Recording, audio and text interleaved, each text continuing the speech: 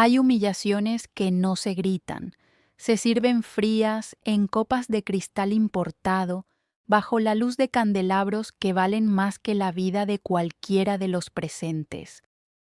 Sucedió a mediados de octubre, en el gran salón de la finca de la familia Aldama en San Sebastián, frente a un mar cantábrico enfurecido que golpeaba los acantilados. Sostenía yo una botella de una cosecha mítica de 1945, listo para presentarla en la subasta benéfica anual. Era el orgullo de la bodega que yo mismo había rescatado de la quiebra. Entonces, mi esposa Sofía se acercó. Con un movimiento deliberado y cruel, me arrebató la botella de las manos delante de los alcaldes, los banqueros y los críticos. No toques cosas que superan tu entendimiento, Adrián, siseó con una voz tan afilada que cortaba el aire. Limítate a verificar las firmas del contrato. Eres el administrador, no el dueño. No arruines la estética de nuestra estirpe. Una risa contenida recorrió el salón. Sus hermanos intercambiaron miradas de complicidad, y el silencio de 100 personas me condenó al destierro social. Yo no respondí, no grité, solo miré el vino derramado a mis pies y sonreí. En ese preciso instante, tras 12 años de un matrimonio construido sobre la sumisión financiera y el desprecio sistemático, decidí que los Aldama dejarían de existir. Cuando te conviertes en la sombra de una dinastía familiar, aprendes que el verdadero poder nunca grita. Los Aldama creían que su riqueza provenía de sus títulos nobiliarios, de sus tierras heredadas y de su apellido grabado en las placas de bronce de la ciudad. Lo que su arrogancia les impedía ver era que su imperio se sostenía sobre un andamiaje invisible que yo había construido día a día, noche tras noche, desde mi despacho en la esquina más oscura de la mansión. Durante una década, soporté sus cenas familiares donde me sentaban en el extremo de la mesa, sus comentarios condescendientes sobre mi origen humilde y sus recordatorios constantes de que yo era un simple empleado con un anillo de bodas. Pero la arrogancia tiene un punto ciego muy grande. Cuando desprecias a alguien, dejas de vigilarlo, y ese fue su error fundamental. Pensaron que mi silencio era cobardía, cuando en realidad era el sonido de sus propios cimientos agrietándose bajo mis pies. Para entender mi estrategia, deben entender cómo funcionaba su imperio. Los Aldama controlaban la logística de importación y exportación de obras de arte y antigüedades en todo el norte del país. Un negocio sumamente lucrativo, pero extremadamente vulnerable a las regulaciones aduaneras y las auditorías de cumplimiento fiscal. Mi suegro, el patriarca de la familia, delegaba todo el control operativo en mí porque consideraba las finanzas un trabajo de contadores aburridos. Su hijo mayor, un vividor sin talento, se dedicaba a despilfarrar los ingresos en inversiones inmobiliarias desastrosas en la Costa del Sol. Sofía, mi esposa, utilizaba las cuentas de la Fundación Benéfica como su pasarela personal de influencia social. Durante años, yo había subsanado sus errores de cálculo, corregido sus declaraciones de impuestos fraudulentas y mantenido sus líneas de crédito abiertas mediante acuerdos colaterales con bancos internacionales que confiaban únicamente en mi firma de auditoría. Eran parásitos que despreciaban al huésped que los mantenía con vida. Aquella noche, regresé a mi escritorio y abrí el archivo de control de las rutas marítimas y las licencias aduaneras de la corporación. El invierno estaba por llegar, y con él, la tormenta perfecta. Mi plan no consistía en sabotearlos de forma burda. El sabotaje deja huellas criminales. La negligencia calculada, en cambio, parece un castigo divino. Comencé mi labor de observación sistemática en cada cena, cada gala benéfica y cada junta de accionistas. Registré cada cuenta bancaria en el extranjero que la madre de Sofía utilizaba para evadir impuestos, cada préstamo puente no garantizado que su hermano solicitaba y cada contrato de transporte que carecía de las cláusulas de contingencia adecuadas. Sabía que la aduana del puerto de Bilbao planeaba actualizar sus protocolos de seguridad internacional para el inicio del año. En lugar de advertir a la junta directiva de los Aldama, como solía hacer para protegerlos, decidí guardar silencio. Dejé que continuaran utilizando las rutas logísticas obsoletas. Paralelamente, fundé de manera discreta y a través de un fideicomiso en Suiza una nueva operadora logística llamada Vanguard Maritime. Poco a poco, y utilizando intermediarios de absoluta confianza, comencé a comprar los derechos de explotación de las terminales de carga medianas que los Aldama subarrendaban. Ellos asumían que las renovaciones de contratos con el puerto eran automáticas. No lo eran. Solo requería que alguien con el capital adecuado y la información correcta presentara una oferta superadora en el momento exacto. Para febrero, los primeros síntomas de la enfermedad estructural comenzaron a manifestarse.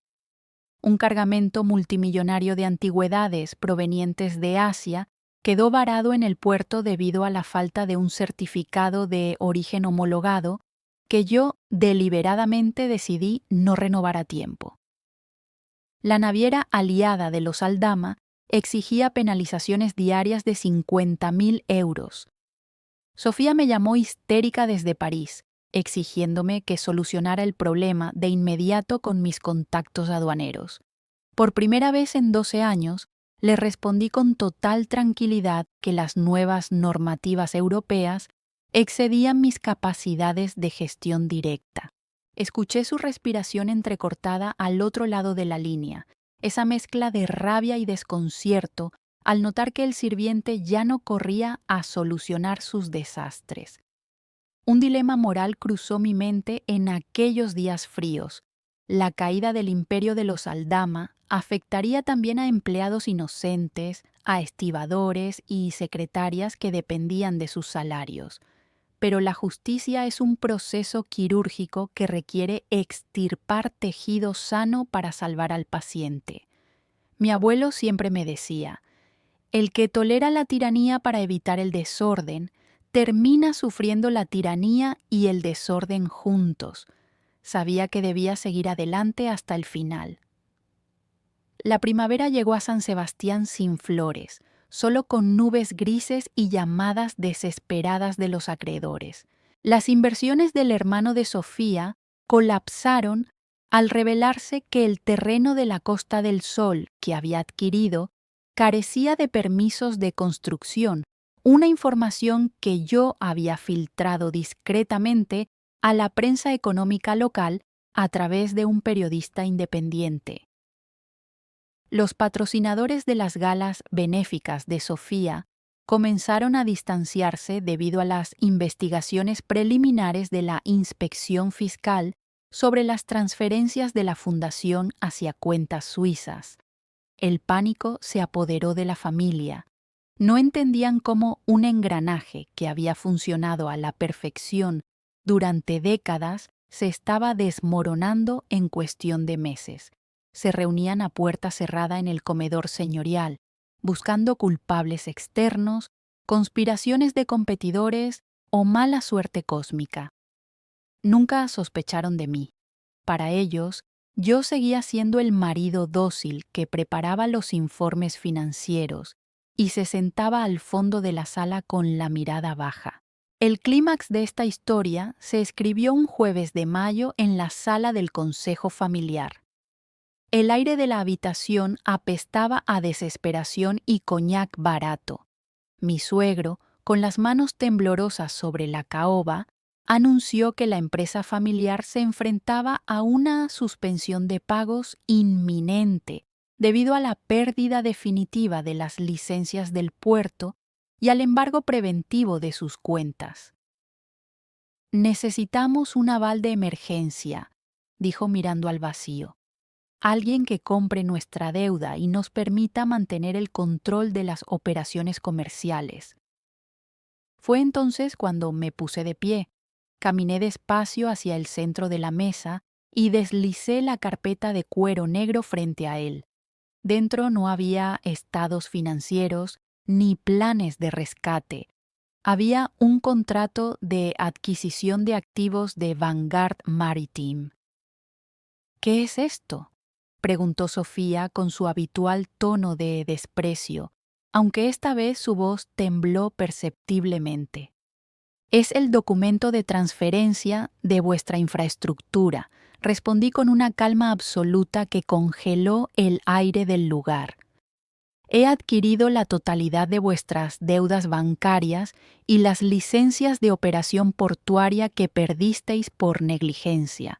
A partir de mañana, la familia Aldama ya no posee nada. Vuestro imperio me pertenece. El silencio que siguió a mis palabras fue el sonido más hermoso que he escuchado en mi vida. Sofía se quedó sin aliento, con los labios entreabiertos, la misma expresión que tuvo cuando me arrebató aquella botella de vino meses atrás, pero esta vez desprovista de toda superioridad. Su hermano bajó la cabeza, incapaz de mirarme a los ojos, comprendiendo que el hombre al que habían despreciado durante 12 años ahora tenía el poder de decidir si cenaban o no al día siguiente. No hubo gritos ni amenazas de demanda judicial, porque sabían que cada documento que yo había redactado era legalmente perfecto e impecable. Mi suegro firmó la cesión de la empresa con los ojos húmedos. Al terminar, me miró y me preguntó con un hilo de voz: ¿por qué nos has hecho esto, Adrián? Éramos tu familia. Yo me incliné levemente sobre la mesa. Lo miré directamente a los ojos y le dije: ustedes nunca tuvieron una familia, tenían un negocio que mantener a costa del sudor de las sombras, y hoy las sombras han decidido cobrar sus honorarios. Me di la vuelta y salí de la sala sin mirar atrás, dejando atrás una dinastía vacía. Hoy, la mansión de los Aldama sigue en pie frente al mar, pero su interior ya no alberga desprecio ni arrogancia aristocrática. Sofía vive bajo los términos estrictos de un acuerdo de divorcio que yo mismo redacté, un acuerdo que le permite mantener las apariencias externas de su estatus a cambio de su absoluta no interferencia en mis decisiones empresariales y personales. Ha aprendido, por las malas, a negociar con respeto. A veces me encuentro de pie en este mismo acantilado, mirando el ir y venir de los cargueros de Vanguard Maritime que entran al puerto de Bilbao con una puntualidad cronométrica. El invierno ha pasado y el sol vuelve a brillar sobre las aguas del Cantábrico. Mi venganza no fue ruidosa, ni violenta, ni vulgar. Fue un ejercicio de paciencia, inteligencia y dignidad recuperada. Recuerda siempre esto: nunca subestimes a la persona que guarda silencio en una habitación llena de gente ruidosa. Es probable que esté calculando el peso exacto de tus cimientos para saber cuándo y cómo verlos caer de forma inevitable. Si este relato te ha inspirado a comprender que el verdadero poder reside en la estrategia silenciosa y la paciencia matemática, suscríbete al canal ahora mismo. He preparado un análisis detallado sobre cómo las mentes más brillantes de la historia utilizaron la invisibilidad social como su mayor ventaja estratégica frente a los arrogantes del mundo. Haz clic en el vídeo que aparece ahora mismo en tu pantalla para descubrir los secretos de la psicología del silencio y aprender a jugar el ajedrez de la vida real. Nos vemos del otro lado de la estrategia.